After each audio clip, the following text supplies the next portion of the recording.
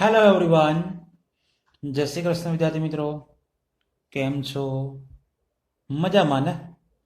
તમે મજામાં હોય તો હું પણ એકદમ મજામાં જ છું. વિદ્યાર્થી મિત્રો, આજે આપણે ઉદાહરણ 2 એની અંદર 10 થી 18 એટલે કે બાકીના જેટલા પણ વ્યવહાર છે એ આજના લેક્ચરમાં આપણે ભણવાના છીએ. તો એના માટે સરસ મજાના ખાના દોરી દીધા છે. લાસ્ટ લેક્ચરમાં આપણે 1 થી 9 વ્યવહાર જોયા હતા ઉદાહરણ 2 ના જ. તો એ જ રીતે અહીંયા આગળ આપણે આગળ વધીએ હવે 10 થી 18 નંબર સુધી, એટલે કે ઉદાહરણ 2 આજે આપણે પૂરું કરવાનું છે. ચાલો તો શરૂ કરીએ. ઉદાહરણ 2, 10 નંબરનો વ્યવહાર. પેજ નંબર 115 ઉપર આપેલું છે ઉદાહરણ. 10 નંબર, ₹2000 નો પગાર ચૂકવ્યો. વિદ્યાર્થી મિત્રો, પગાર ચૂકવ્યો છે. પગાર એ ધંધાનો ખર્ચ કહેવાય અને ખર્ચ ખાતે આપણે ઉધાર કરીએ છીએ, એટલે કે પગાર ખાતે ઉધાર. અને પગાર ચૂકવ્યો હોય એટલે રૂપિયા જાય તો તે રોકડ ખાતે જમા. કેટલા રૂપિયા પગાર ચૂકવ્યો છે? તો કે બહુ જ સસ્તો પગાર છે, એટલે કે 2000 રૂપિયા જ ચૂકવ્યા છે. ત્યાર પછી સમજૂતી લખીએ. પગાર એક ખર્ચ છે. જ્યારે કોઈ પણ વસ્તુ ચૂકવવામાં આવે ત્યારે ખર્ચ કહેવાય અને ખર્ચથી મૂડી ઘટે. આ તો આપણે નિયમ જાણીએ છીએ કે ખર્ચ અને નુકસાનથી મૂડી ઘટે, આવક અને નફાથી મૂડી વધે. તો પગાર એ ખર્ચો છે એટલે મૂડી ઘટે. અને બીજી વસ્તુ, તમે પગાર ચૂકવી દીધો, રૂપિયા ચૂકવી દીધા છે એટલે કે તમારી રોકડ પણ ઘટે. તો આવી રીતે આપણે સમજૂતી લખી દીધી. હવે આપણે આ હિસાબી સમીકરણમાં આ બાજુ આપણે અસર આપવાની છે, પરંતુ હિસાબી સમીકરણમાં અસર આપીએ પણ એ પહેલા આ 10 નંબરનો વ્યવહાર છે એની અગાઉ 9 નંબરમાં શું સિચ્યુએશન હતી, ધંધાની અંદર મૂડી કેટલી હતી, રોકડ કેટલી હતી, એ આપણે જાણકારી મેળવવી પડે. તો ચલો પહેલા તો એ જોઈ લઈએ આપણે. તો વિદ્યાર્થી મિત્રો, અહીંયા આગળ આ છેલ્લો વ્યવહાર જુઓ. આ 9 નંબરનો વ્યવહાર છે. એમાં આપણે મૂડી અને રોકડ જોવાની છે. સૌથી પહેલા મૂડી હતી 36,000 રૂપિયા અને રોકડ હતી, અહીંયા જોઈ શકાય છે, આ 15,000 રૂપિયા. આ બંનેની અંદર હવે 10 નંબરના વ્યવહારમાં ઘટાડો થાય છે. તો આપણે અસર આપી દઈએ. પહેલા જો મૂડી એ અહીંયા લખું મૂડી બ્રેકેટમાં હતી 36,000 રૂપિયા, બરોબર. પણ અહીંયા આગળ શું થયું? મૂડી ઘટે છે, ખર્ચ થયો ને, ખર્ચથી મૂડી ઘટે છે. કેટલી ઘટે છે? 2,000 રૂપિયા. તો માઇનસ આ 2,000, 36 માંથી 2,000 માઇનસ કરીએ તો 34,000 રૂપિયાની મૂડી હજુ બાકી ધંધામાં છે, એવું કહેવાય. એ રીતે રોકડ પણ ઘટે છે. વિદ્યાર્થી મિત્રો, આપણે જોયું એમ અગાઉ કે રોકડ 15,000 રૂપિયા ધંધામાં પડી હતી. તો આ રોકડ બ્રેકેટમાં લખું છું, 15,000 રૂપિયા તો ધંધામાં હતા જ. અહીંયા પણ શું થાય છે? ઘટે છે. ઘટે છે એટલે કરું માઇનસ. કેટલા ઘટે છે? પગાર જેટલો ચૂકવ્યો હોય એટલા, એટલે કે 2,000 રૂપિયા ઘટે છે. 15 માંથી 2,000 રૂપિયા માઇનસ કરીશ તો અહીંયા આગળ તમને 13,000 રૂપિયાનો તફાવત મળશે. હજુ 13,000 રૂપિયા રોકડા ધંધામાં પડ્યા છે, એવું કહેવાય. મૂડીની અસર આપી દીધી, રોકડની અસર આપી દીધી. હવે આપણે અગાઉ ચેક કરી લઈએ. જે એન્ટ્રી બાકી હોય એ જ્યાં આવતી હોય ત્યાં આગળ આપણે એમને એ જ કિંમત સાથે મૂકી દઈએ. તો જો વિદ્યાર્થી મિત્રો, એ સિવાય અહીંયા આગળ આ માલ સ્ટોક બાકી છે, લેણું બાકી છે, બેંક સેલર બાકી છે, ફર્નિચર બાકી છે. એની જે કિંમત અહીંયા આગળ આપેલી છે એ જ આપણે મૂકી દઈએ. ખાલી એક રોકડ આવી ગયું, આ બાજુથી મૂડી ત્યાં આગળ આવી ગઈ. અને દેવ રાજેશનું આ 7,000 રૂપિયા આ પણ બાકી છે. તો જે 4-5 એન્ટ્રી બાકી છે એમને જ આપણે એ બાજુ ઉતારી દઈએ. જો વિદ્યાર્થી મિત્રો, જે અગાઉ એન્ટ્રી હતી એ બધી જ એન્ટ્રી અહીંયા લખી દીધી છે અને રૂપિયા સાથે એના એ જ અહીંયા દેવું જે હતું એ પણ આપણે લખી દીધું. હવે ખાલી ટોટલ કરવાનું છે. તો આ મિલકતનું ટોટલ અહીંયા બરાબર, આનું ટોટલ એટલે કે 34,000 એમના એમ જ, અહીંયા પ્લસ અને અહીંયા આગળ આ 7,000 એમના એમ. તો આ બંનેનો સરવાળો એ આના બરાબર થવો જોઈએ. તો આનું ટોટલ કરીએ તો આનું ટોટલ 41,000 રૂપિયા આવે છે. તો 34,000 વત્તા 7,000 રૂપિયા, આ બંનેનો સરવાળો એ 41,000 જ થાય. એટલે આપણું હિસાબી સમીકરણ સાચું કહેવાય. આવી જ રીતે હવે વાત કરીએ 11 નંબરના વ્યવહારની. તો 11 નંબરના વ્યવહારની અંદર આપણને એવું કીધું છે કે ₹1,000 પગાર ચૂકવવાનો બાકી છે. વિદ્યાર્થી મિત્રો, પગાર એક ખર્ચો છે. તો પહેલા તો તમને ખબર જ છે કે આ જે તે ખર્ચ ખાતે ઉધાર જ કરીએ આપણે. તો આ પગાર ખાતે ઉધાર 1,000 રૂપિયા. અને આ પગાર કેવો છે? ચૂકવવાનો બાકી છે. વિદ્યાર્થી મિત્રો, ચૂકવવાનું બાકી એ તમારું દેવું કહેવાય અને દેવું હંમેશા જમા થાય. તો તે આ ચૂકવવા બાકી પગાર ખાતે જમા. કોઈ પણ વસ્તુ ચૂકવવાની બાકી હોય એ બધી વસ્તુ જમા જ થાય. આ 1000 રૂપિયા. વિદ્યાર્થી મિત્રો, પગાર તમે જાણો છો ખર્ચ છે. અગાઉ પણ હતું, જુઓ ખર્ચ અને ખર્ચથી મૂડી ઘટે એટલે અહીંયા આગળ પણ વળી પાછી મૂડી ઘટે છે. અને બીજી વસ્તુ ચૂકવવાનું બાકી શું કહેવાય? દેવું કહેવાય. અને દેવાથી તમારા જેટલું પણ દેવું હોય એની અંદર વધારો થાય એટલે કે દેવું વધે. ચલો તો આપી દઈએ હિસાબી અસર. મૂડી ઘટે. મૂડી છે 34,000 રૂપિયા, ઘટાડો થાય છે 1,000 રૂપિયાનો પગારથી. તો અહીંયા આગળ લખું છું મૂડી, આ બ્રેકેટમાં 34,000 રૂપિયા તો હતી જ અને પગાર જે હતો ખર્ચો એનાથી 1,000 રૂપિયા ઓછા થયા એટલે મૂડી તમારી 33,000 રૂપિયાની થઈ ગઈ. એ રીતે દેવું વધે છે. પણ અહીંયા આગળ કયું દેવું છે? ચૂકવવાનું બાકી પગારનું દેવું છે. બરોબર, ધ્યાન રાખજો. તમને જૂનું દેવું આપેલું છે 7,000 રૂપિયા, પણ એ રાજેશનું છે. તો અહીંયા આગળ એ આ દેવું બ્રેકેટમાં રાજેશ, એ તો અલગ છે જ આપણી પાસે 7,000 રૂપિયા રાજેશના. અને અહીંયા આગળ બીજું દેવું આવ્યું. કયું દેવું આવ્યું? તો કે ચૂકવવાનું બાકી પગારનું દેવું આવ્યું. કેટલો છે ચૂકવવાનો બાકી પગાર? તો કે આ 1,000 રૂપિયા. ગણેશ અસર આપી દીધી. વધે એટલે પ્લસ જ કરવાનું છે આપણે. ચલો તો હવે ઉપર જે પણ વધ્યું ઘટ્યું હોય એ બધી વસ્તુ નીચે ઉતારી દઈએ. આ બધું તો દેવું આવી ગયું, આ બધું તો મૂડી આવી ગઈ. તો અહીંયા આગળ આ બધું ઉતારવાનું બાકી જ છે. જુઓ છે કશું જ નીચે આવ્યું નથી, તો આપણે એમ નેમ જ નીચે ઉતારી દઈએ. બેંક શિલ્લક 5,000 રૂપિયા અને છેલ્લે ફર્નિચર 10,000 રૂપિયા. જો વિદ્યાર્થી મિત્રો, જે એન્ટ્રી ત્યાં હતી એ બધી સેમ ટુ સેમ નીચે ઉતારી દીધી. બસ, તો હવેનું કામ તો ટોટલ કરવાનું છે. ટોટલ કરતા આપણને આવડે છે. હવે આ જ વસ્તુ નીચે ઉતારી છે, એનો મતલબ એનું ટોટલ પણ 41,000 રૂપિયા જ રહેવાનું છે. આ બરાબર ના બરાબર. આનું ટોટલ 33,000 રૂપિયા થયું. સોરી, 33,000 રૂપિયા છે અહીંયા પ્લસ. અને આનું ટોટલ 7 + 1 એટલે 8,000. તો 8,000 + 33,000 બેનો સરવાળો કરો એટલે 41,000 રૂપિયા થઈ જ જાય. ત્યાર પછી 12 નંબર, રૂપિયા 4,000 કમિશન મળ્યું. વિદ્યાર્થી મિત્રો, હવે કમિશન મળ્યું છે. જ્યારે મળ્યું હોય એટલે રૂપિયા આયા હોય અને રૂપિયા આવે એટલે કરીએ ઉધાર. એટલે કે રોકડ ખાતે ઉધાર. કેટલા રૂપિયા મળ્યા? 4,000 રૂપિયા. અને કમિશન મળ્યું છે એટલે તમારી આવક કહેવાય. અને આવક લાભ આપણે જમા કરીએ છીએ તો તે આ કમિશન ખાતે જમા. આમનો જ વિદ્યાર્થી મિત્રો આપણને આવડવી જોઈએ. પછી તો વધારે ઘટાડા તરફ ખબર પડી જાય.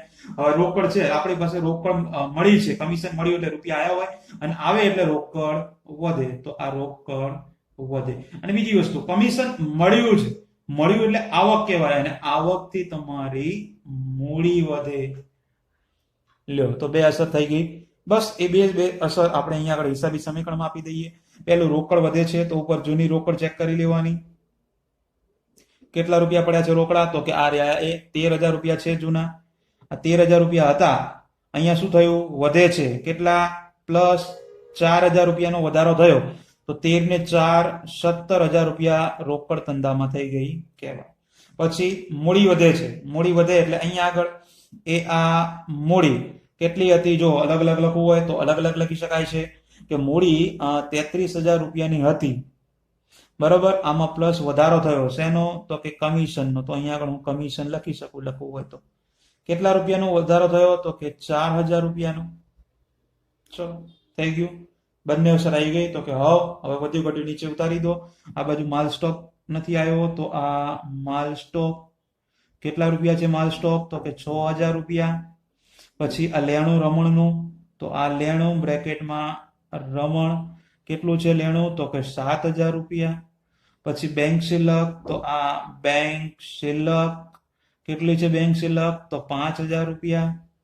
પછી ફર્નિચર, તો આ ફર્નિચર કેટલા છે? તો કે 10,000 રૂપિયા. ચલો, આ બાજુથી બધું આવી ગયું. અહીંયા તો બધું આવી ગયું. આ બાજુ બે બાકી છે તો ઉતારી દઈએ.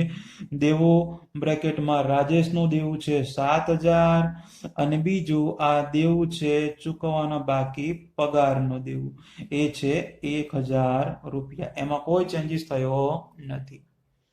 બસ, તો હવેનું કામ આપણને આવડે છે. ટોટલ કરવાનું છે.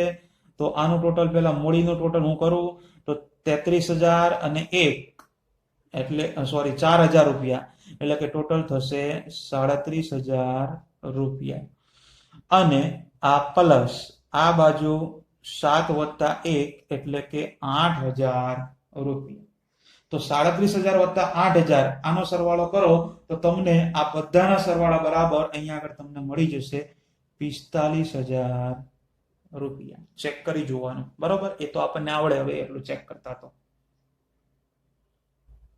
ચાલો ફિનિશ તો વધીએ આગળ ત્યારે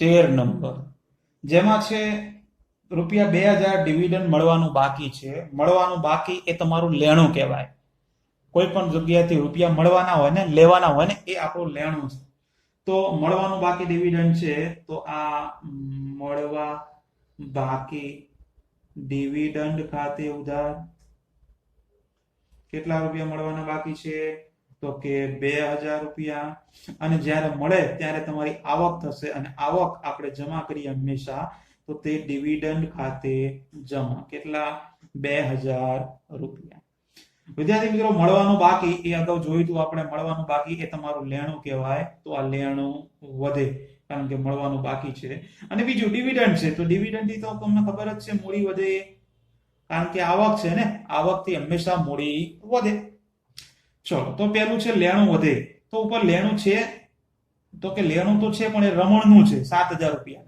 ડિવિડન્ડ નું લેણું છે નહીં તો એ આપણે અલગથી લખવું પડે આ લેણું કયું છે તો કે મળવા બાકી ડિવિડન્ડ નું લેણું છે બરોબર ધ્યાન રાખજો મળવા બાકી ડિવિડન્ડ નું લેણું છે આ 2,000 રૂપિયા પેલું લેણું તો અલગથી તમને આપેલું છે 7,000 એટલે એ તો એમને મૂકી જ દેવાનું તમે પહેલા લખો છેલ્લે લખો એનો કોઈ વાંધો છે નહીં એ 7,000 તો એમના એમ જ છે આ બીજું લેણું આવ્યું લેણું વધે તો છે પણ એ કયું છે મળવા બાકી ડિવિડન્ડ નું લેણું છે પછી મૂડી વધે 2,000 રૂપિયાની મૂડી વધે છે તો મૂડી ચલો તો હવે આવી રીતના અલગ અલગ લખીએ છીએ તો અહીંયા પણ અલગ અલગ જ લખીએ આપણે તો કે આ 33,000 મૂડી હતી વત્તા બીજા કમિશન ના આયા હતા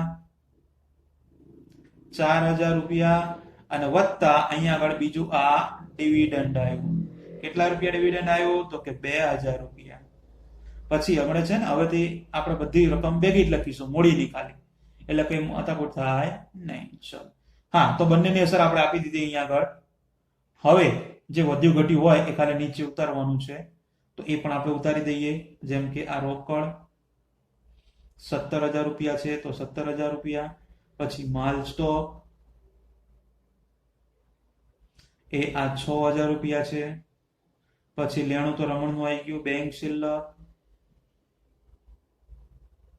એ 5,000 રૂપિયા છે અને છેલ્લું ફર્નિચર એ 10,000 રૂપિયા છે તો આ 10,000 પછી આ બધાનું થશે ટોટલ અહીંયા આગળ આ બધાનું ટોટલ 39,000 રૂપિયા એટલે કુલ મૂડી 39,000 રૂપિયા એવું યાદ રાખવાનું અહીંયા આગળ બધું બાકી છે તો ઉતારી દઈએ દેવું આ રાજેશ 7,000 રૂપિયા અને બીજું આ દેવું ચૂકવવાના બાકી પગારનું આ 1,000 રૂપિયા એટલે કે ટોટલ 8,000 રૂપિયા તો તમે હવે અહીંયા આગળ આ બંનેનો સરવાળો કરી જુઓ 39,000 વત્તા 8,000 તો આ બંનેનો સરવાળો એ આના સરવાળા બરાબર થઈ જ જતો હોય એટલે કે 47,000 રૂપિયા આવતા જ હોય ગણેશ તો વધીએ આગળ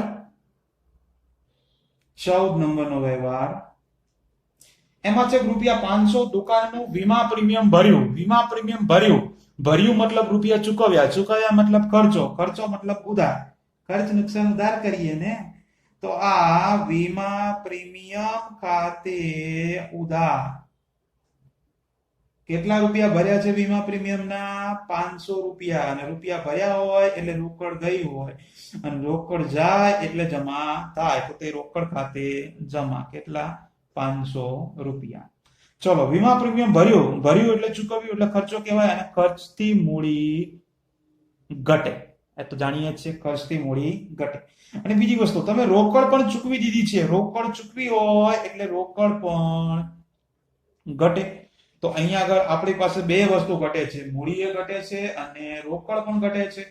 નો પ્રોબ્લેમ, આપણને બધી વસ્તુ આવડે છે. ચલો તો એક એક અસર આપીએ. પહેલા મૂડી ઘટે 500 રૂપિયા, તો મૂડી ટોટલ કેટલી મૂડી છે હવે એ જ લખીશું આપણે. જુઓ ટોટલ કેટલી છે મૂડી, 39,000 રૂપિયા. તો હું એ અહીંયા આગળ લખીશ, આ મૂડી બ્રેકેટમાં 39,000 રૂપિયા હતી.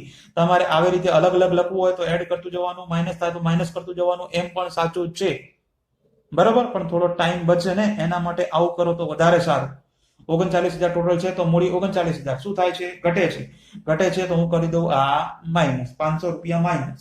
તો કેટલા વધશે હવે મૂડી, તો કે 38,500 રૂપિયા. આ બાજુ બીજું રોકડ પણ ઘટે. રોકડ ઘટે એટલે રોકડ પણ માઇનસ. આ રહી જુઓ, રોકડ કેટલી છે, 17,000 રૂપિયાની રોકડ છે. તો આ રોકડ બ્રેકેટમાં લખીશ 17,000 રૂપિયા.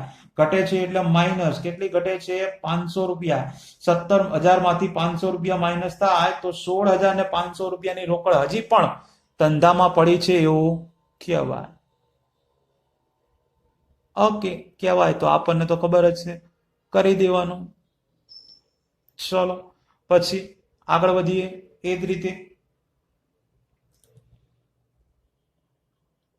હા, બંનેની અસર તો આપી દીધી. હવે બસ તો વધ્યું ઘટ્યું ખાલી જેમ જેમ નીચે ઉતારવાનું છે, બીજું કઈ અઘરું કામ છે નહીં. જેમ કે આ મળવા બાકી ડિવિડન્ડનું લેણું એ બાકી છે, તો આ લેણું શેનું છે, તો મળવા બાકી આ ડિવિડન્ડનું કેટલું છે, 2,000 રૂપિયા. પછી બીજું લેણું છે, તો આ લેણું એક કોનું છે, તો કે રમણનું છે. કેટલું છે, તો કે 7,000 રૂપિયા.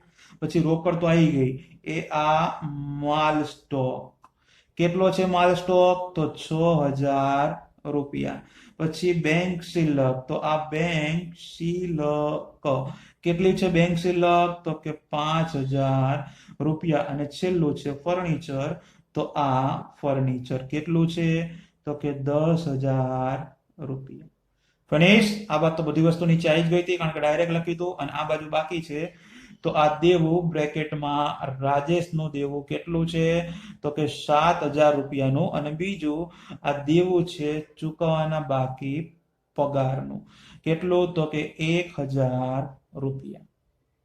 બસ પછી તો છેલ્લું કામ તો આવડે જ છે ટોટલ કરતા.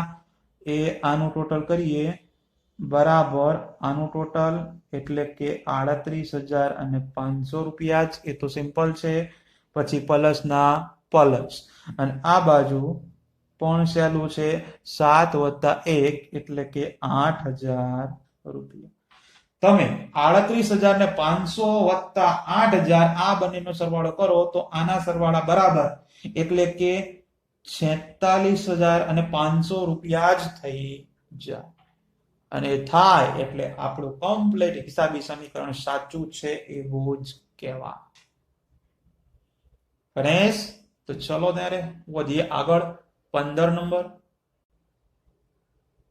તો ત્યાર પછી વાત કરીએ વ્યવહાર નંબર 15 ની. તો 15 નંબરમાં આપણને એવું લખ્યું છે કે ₹8,000 નું furniture Shri Krishna computer sorry furniture નથી.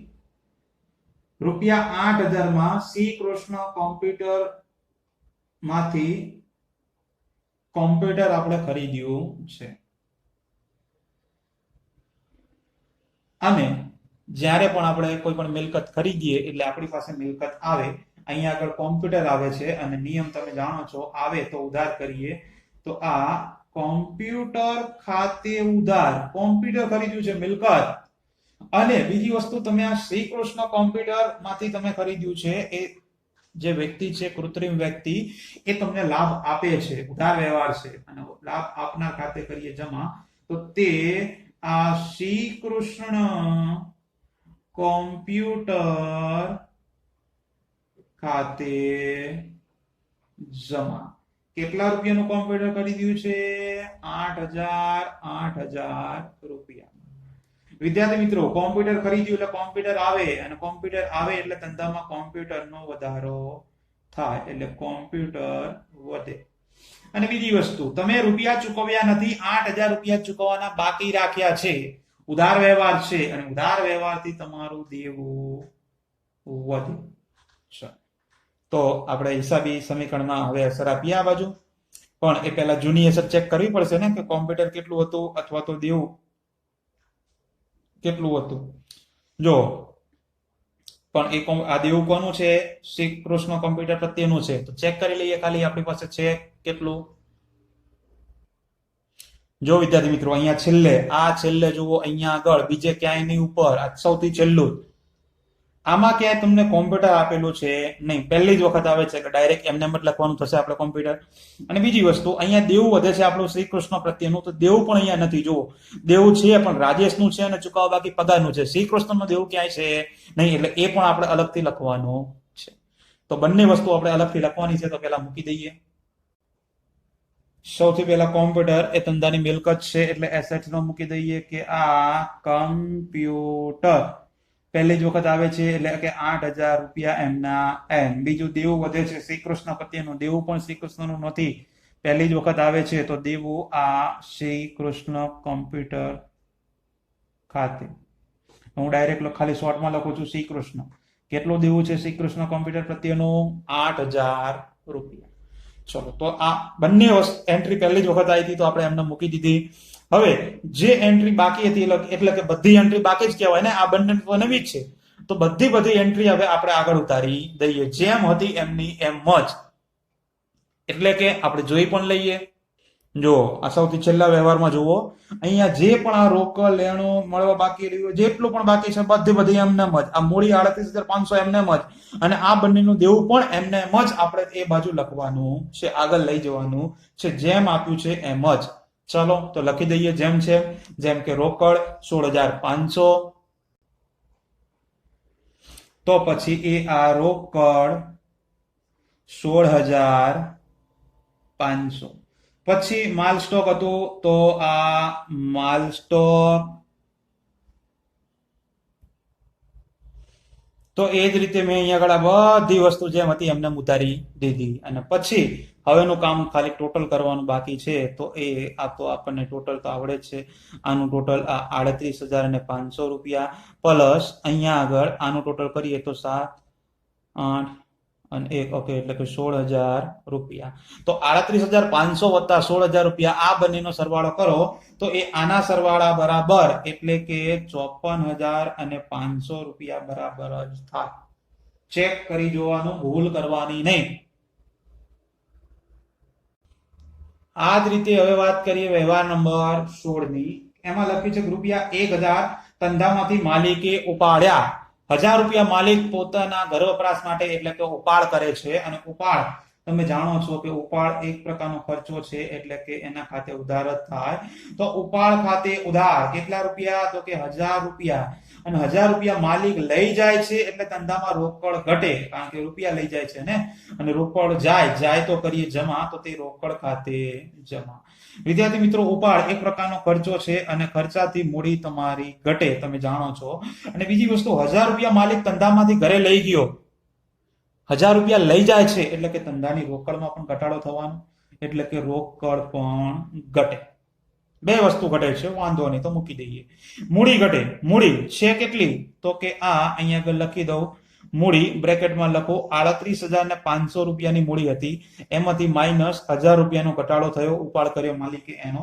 તો 1,000 રૂપિયા માઇનસ કરીએ એટલે હજી પણ મૂડી 37,500 રૂપિયાની ધંધામાં પડી છે. એ રીતે રોકડ ઘટે. રોકડ જૂની છે કેટલી? ખાસ ધ્યાન રાખજો, રોકડ એ આ 16,500 રૂપિયાની રોકડ છે કમ્પ્લીટ 16,500 રૂપિયા. તો કે હા. હવે એમાંથી ઘટાડો કેટલો થાય છે? તો કે 1,000 નો. તો અહીંયા આગળ આપણે મૂકી દેવાની કે એ આ રોકડ બ્રેકેટમાં 16,500 રૂપિયાની તો રોકડ હતી, અને 1,000 રૂપિયાને રોકડ માલિક લઈ ગયો, એટલે કે હવે ધંધામાં 15,500 રૂપિયાની રોકડ હજી પણ પડી છે, એવું કહેવાય. ગણેશ, મૂડીની અસર આવી ગઈ, રોકડની અસર આવી ગઈ, બંનેની અસર આવી ગઈ. તો હવે જે પણ એન્ટ્રી બાકી હોય એ બધી આપણે, જ્યાં અહીંયા તો મૂડી તો આવી ગઈ છે, અહીંયા આગળ બધું બાકી છે, તો જેમ બાકી છે એમ આપણે ઉતારી દઈએ. બેંક શિલ્લક 5,000 રૂપિયા, અને છેલ્લે એવી જ રીતે આ ફર્નિચર 10,000 રૂપિયા. બધું આવી ગયું આ બાજુ? તો કે હા. ઓકે, વાંધો નહીં. તો હવે આ બાજુ હજી બાકી છે, તો એ પણ ઉતારી દઈએ. દેવું બ્રેકેટમાં શ્રી કૃષ્ણ કોમ્પ્યુટર. ઓકે, ₹8,000 પછી દેવું છે રાજેશ પ્રત્યેનું એટલે કે બ્રેકેટમાં આ રાજેશ, ₹7,000 અને બીજું છેલ્લું દેવું છે ચૂકવવાનો બાકી પગારનું. એ કેટલો છે ચૂકવવાનો બાકી પગાર? તો કે ₹1,000. એટલે કે હવે સરવાળો કરવાનો બધાનો. તો આનો સરવાળો તો એનો એ જ થવાનો, કારણ કે કોઈ ચેન્જીસ થયો નથી. એટલે કે 16,000 ના 16,000 અને આનો સરવાળો આ 37,500 જેમ હતો એમનો એમ, કોઈ ચેન્જીસ થયો નથી. તો હવે આ 37,500 વત્તા 16,000 આ બંનેનો સરવાળો એ આના સરવાળા બરાબર જ થાય. એટલે કે ₹53,500 નો જ સરવાળો થવો જોઈએ. ચલો 16 નંબર પતે પછી નંબર 17. 17 નંબરમાં એવું લખ્યું છે કે રાજેશને હિસાબ ચૂકતે કર્યો.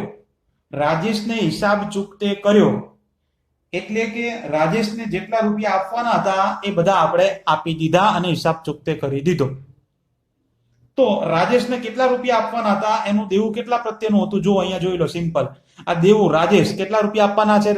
રાજેશને ₹7,000 આપવાના હતા. એ ₹7,000 શું કર્યા? આપણે ચૂકવી દીધા રાજેશને. તો સિમ્પલ આમનો થાય, રાજેશને રૂપિયા ચૂકવ્યા હોય એટલે રાજેશ રૂપિયા લેનાર થયો હોય એટલે કે રાજેશ ખાતે ઉધાર થાય અને રૂપિયા ચૂકવી દીધા એટલે રોકડ જાય એટલે કે રોકડ ખાતે જમા. કેટલા રૂપિયા ચૂકવ્યા? તો કે ₹7,000. હવે જો વિદ્યાર્થી મિત્રો, રાજેશને ₹7,000 ચૂકવી દીધા એટલે અહીંયા આગળ જો ઉપરના વ્યવહારમાં આ રાજેશને આપણે ₹7,000 નું દેવું હતું એટલે ₹7,000 ચૂકવવાના હતા. એ સાથે સાથ હવે ચૂકવી દીધા એટલે હવે રાજેશ પ્રત્યેનું જે દેવું હતું એ શું થઈ ગયું? 0. એટલે કે દેવું શું થયું? ઘટી ગયું. તો અહીંયા આગળ લખો આ દેવું ઘટે. અને બીજી વસ્તુ, રાજેશને આપણે રોકડા ચૂકવી દીધા એટલે રોકડ પણ ઘટે, કારણ કે ₹7,000 ચૂકવ્યા એટલે ધંધામાં સાથી ₹7,000 ગયા અને ₹7,000 જાય એટલે ધંધાની રોકડ પણ ઘટે. ચલો તો આપી દઈએ બંનેની અસર. પહેલું છે દેવું ઘટે, ₹7,000 નું દેવું છે રાજેશ પ્રત્યેનું એ ઘટી ગયું. તો અહીંયા આગળ એ આ દેવું બ્રેકેટમાં આ રાજેશ, ચલો કેટલા ખબર પડી? છતાંય જાણ માટે લખું છું. કેટલા આપવાના હતા? ₹7,000 આપવાના હતા. દેવું ઘટ્યું, માઇનસ કરો. કેટલા રૂપિયા ચૂકવી દીધા? ₹7,000 ચૂકવી દીધા એટલે દેવું શું થઈ ગયું? રાજેશ પ્રત્યેનું દેવું 0. હવે રાજેશને કશું આપવાનું છે નહીં. પછી રોકડ ઘટે. કેટલા? ₹7,000 ની રોકડ ઘટે છે. તો એ આ રોકડ બ્રેકેટમાં જૂની રોકડ છે કેટલી? આ રોકડ કેટલી પડી છે? ₹15,500 ની રોકડ પડી છે. અને આમાંથી આ ₹15,000 અને 500 ની જે પણ રોકડ હતી એમાંથી આપણે ₹7,000 જે છે એ ચૂકવી દીધા રાજેશને. એટલે ₹7,000 નો ઘટાડો થયો. તો 15,500 માંથી ₹7,000 જાય તો હજી પણ રોકડ ધંધામાં ₹8,500 ની પડી છે એવું કહેવાય. તો બંનેની એન્ટ્રી આપી દીધી આપણે. તો કે હા, હવેનું કામ બહુ સહેલું છે. જે એન્ટ્રી બાકી હોય એ એમને નીચે ઉતારવાની છે. તો એ આપણે ઉતારી દઈએ. ચલો રોકડ, પછી આ કોમ્પ્યુટર છે તો એ આ કોમ્પ્યુટર એના છે ₹8,000. ત્યાર પછી માલ સ્ટોક, તો આ માલ સ્ટોક એ છે આ ₹6,000. પછી આ લેણું છે મળવા બાકી ડિવિડન્ડ પ્રત્યેનું, તો આ મળવા બાકી ડિવિડન્ડ એ કેટલું છે? તો કે ₹2,000. પછી લેણું છે રમણ પ્રત્યેનું, રમણ પાસેથી રૂપિયા લેવાના છે. કેટલા લેવાના છે? તો કે ₹7,000 લેવાના છે. એ જ રીતે બેંક શિલ્લક, તો આ બેંક શિલ્લક કેટલા રૂપિયાની પડી છે? તો કે ₹5,000. પછી ફર્નિચર કેટલા રૂપિયાનું પડ્યું છે? તો કે ₹10,000. ચલો આ બધી બધું આવી ગયું. આ બાજુ બાકી છે મૂડી ઉતારવાની, તો કે હા, તો ઉતારી દઈએ મૂડી ₹37,500. આ બાજુ દેવું ખાલી રાજેશનું પતી ગયું છે તો એ સિવાયનું જે બાકી છે એમને મૂકી દઈએ. તો કે આ દેવું બ્રેકેટમાં શ્રી કૃષ્ણ કોમ્પ્યુટરનું કેટલાનું દેવું છે એનું? તો કે 8,000. ચલો રાજેશ પૂરો. પછી આ ચૂકવવાનો બાકી પગારનું દેવું, તો આ દેવું બ્રેકેટમાં ચૂકવવાનો બાકી પગાર કેટલાનો છે? તો કે આ ₹1,000. લ્યો છે કે નહીં? એકદમ કામ સહેલું. અને હવેનું કામ તો છેલ્લું કામ ખાલી સરવાળો છે. એ તો બહુ સહેલું પડે, એમાં તો કોઈ નક્કી કહેવાનું હોય જ નહીં. આ 37,500 થાય અને આનું 8 + 1 એટલે કે 9,000 થાય. હવે તમે સિમ્પલ બધું કઈ અઘરું છે નહીં. હવે ખાલી આ 37,500 વત્તા 9,000 આ બંનેનો સરવાળો કરો એટલે આ બધાના સરવાળા બરાબર એટલે કે 46,500 રૂપિયા જ સરવાળો થાય. ચેક કરવું હોય તો કરી જોવાનું. કેલ્ક્યુલેટર છે જ આપણી પાસે. ઓકે, ચલો ત્યાર પછી છેલ્લો વ્યવહાર જોઈએ 18 નંબરનો. 18 નંબરના વ્યવહારમાં એવું લખ્યું છે કે રમણે હિસાબ ચૂકતે કર્યો. રમણે હિસાબ ચૂકતે કર્યો એટલે કે રમણ પાસેથી આપણે જેટલા લેવાના હતા, લેણું આ રહ્યું જુઓ રમણનું. કેટલા રૂપિયા છે રમણ પાસેથી લેવાના? 7,000 રૂપિયા લેવાના છે રમણ પાસેથી. તો એ રમણે હિસાબ શું કર્યો? ચૂકતે કર્યો. એટલે કે રમણ પાસેથી જે આ 7,000 લેવાના હતા એ બધા આપણને મળી ગયા. તો મળી ગયા હોય તો રૂપિયા આવે અને આવે તો કરીએ ઉધાર એટલે કે રોકડ ખાતે ઉધાર. કેટલા રૂપિયા મળ્યા? 7,000. કોની પાસેથી મળ્યા? તો કે રમણ. તો તે રમણ ખાતે જમા. કેટલા? 7,000 રૂપિયા. ચલો રોકડ ખાતે ઉધાર. રોકડ તમને મળ્યા છે એટલે રોકડ તમારી વધે. અને બીજું રમણ ખાતે જમા. રમણ પ્રત્યેનું જે લેણું હતું 7,000 લેવાના હતા એ બધા તમને મળી ગયા. 7,000 રૂપિયા મળી ગયા છે એટલે હવે લેવાના કશું રહેતા નથી એટલે કે આપણું લેણું જે છે એ ઘટી જાય. ચાલો તો બંનેને હિસાબી અસર આપી દઈએ. પહેલું રોકડ વધે છે તો રોકડ છે કેટલી? 8,500 રૂપિયાની રોકડ પડી છે ધંધામાં તો મૂકી દઈએ એ આ રોકડ બ્રેકેટમાં. કેટલા પડ્યા છે? તો કે 8,500. વધે છે તો કરો પ્લસ. કેટલા વધે છે? તો કે 7,000 રૂપિયા. તો 8,500 વત્તા 7,000 એટલે કે ટોટલ મારા ધંધાની રોકડ 15,500 રૂપિયાની કહેવાય. એ જ રીતે બીજું લેણું ઘટે છે. કયું લેણું છે? રમણ પ્રત્યેનું. તો એ આ અહીંયા આગળ લખું છું આ લેણું, અહીંયા નામ લખું છું રમણ બ્રેકેટમાં. કેટલા લેવાના હતા?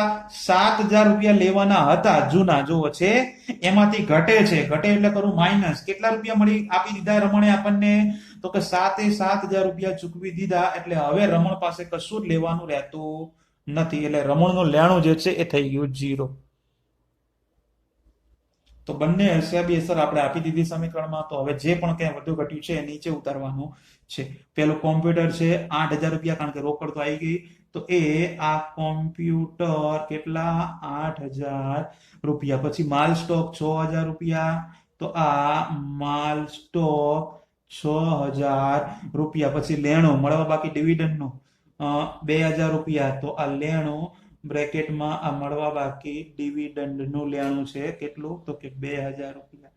પછી લવણનું લેણું તો પૂરું. પછી આ બેંક શિલ્લક તો આ બેંક શિલ્લક કેટલા રૂપિયાની છે? બેંક શિલ્લક તો કે 5,000 રૂપિયાની. અને છેલ્લું છે ફર્નિચર તો આ ફર્નિચર કેટલાનું છે? ફર્નિચર તો કે 10,000 રૂપિયા. ગણેશ તો આ બાજુ મૂડી ઉતારી દઈએ તો મૂડી કેટલી છે? 37,500 રૂપિયાની. આ બાજુ દેવું છે 0. ઓકે એટલે એ તો લખવાની જરૂર નથી હવે ડાયરેક્ટ જ એ સિવાય બાકીનું આ દેવું શ્રી કૃષ્ણ પ્રત્યેનું. તો શ્રી કૃષ્ણ કોમ્પ્યુટર પ્રત્યેનું દેવું કેટલું છે? 8,000 રૂપિયા. અને બીજું દેવું છે આ ચૂકવવાના બાકી પગારનું દેવું. કેટલા રૂપિયા? તો કે 1,000 રૂપિયા. ગણેશ તો ફાઇનલ હવે તમને આવડે છે ખાલી ટોટલ બાકી છે બીજું કશું જ બાકી છે. તો આ 37,500 વત્તા આનું ટોટલ 8 વત્તા 1 એટલે કે 9,000 રૂપિયા. ઉપર પણ જે હતું એનું એક ટોટલ અહીંયા રહેવાનું કારણ કે 37,500 વત્તા 9,000 તો અહીંયા પણ એ જ છે 37,500 વત્તા 9,000 એટલે કે આ 46,500 રૂપિયા. વિદ્યાર્થી મિત્રો અઘરો કશું જ છે નહીં. આમનો જ આવડવી જોઈએ. આમનો જ આવડે એટલે પછી વધારો અને ઘટાડો એ તો આવડવાનું જ છે. રૂપિયા આવે માલ સ્ટોક આવે તો એની અંદર વધે. રૂપિયા જાય માલ સ્ટોક જાય તો એ ઘટે. બાકી તો ખબર જ છે ખર્ચ નુકસાનથી મૂડી ઘટે અને આવક લાભ કે નફાથી મૂડી વધે. આ તો બહુ ઈઝી છે એમાં કશું યાદ રાખવા જેવું છે. તો એની સાથે જ આપણું આ સરસ મજાનું ઉદાહરણ નંબર 2 અહીંયા આગળ ફિનિશ કરીએ છીએ. અને ઉદાહરણ 2 ની પ્રેક્ટિસ વ્યવસ્થિત કરજો એટલે હવે પછી આપણે સ્વાધ્યાય શરૂઆત કરીશું. સ્વાધ્યાયના જેટલા પણ દાખલા છે એ બધા આપણે ગણવાના છે. તો ત્યાં સુધી આ હોમવર્ક બે વખત ત્રણ વખત ગણતા રહો, જેથી પ્રેક્ટિસ થઈ જાય. અને સ્વાધ્યાયના દાખલા મેં અહીંયા આગળ બધી રીત સાથે લીધી છે. જુઓ કેવી રીતે, તો કે અહીંયા આગળ મેં દેવું એની અંદર અલગ અલગ લખ્યું છે. પછી મૂડીમાં પણ આપણે ક્યાંક અગાઉ જ આપણે આગળ 14 નંબરના 13 નંબરના વ્યવહારમાં જ આપણે અલગ અલગ લખ્યું હતું, ખબર છે? મૂડી વત્તા કમિશન વત્તા ડિવિડન્ડ, એટલે એ રીતે શીખવાડી. અહીંયા આગળ અલગ અલગ ભેગી લખવાની રીત પણ આપણે શીખવાડી દીધી. તો બધી રીતે અહીંયા આગળ મેં તમને શીખવાડી દીધું છે કે આ ચેપ્ટર તમે કઈ રીતે સરળતાથી યાદ રાખી શકો છો. છતાંય હજી ખાલી પ્રેક્ટિસ કરી દીજો, એટલે હજી આપણે ઉદાહરણ પત્યા પછી સ્વાધ્યાયના દાખલા પણ ગણાવવાના છે. ઓકે, તો ત્યાં સુધી મળીએ નેક્સ્ટ લેક્ચરમાં. ત્યાં સુધી Tata, bye bye, C you, અને પ્લીઝ ટેક કેર.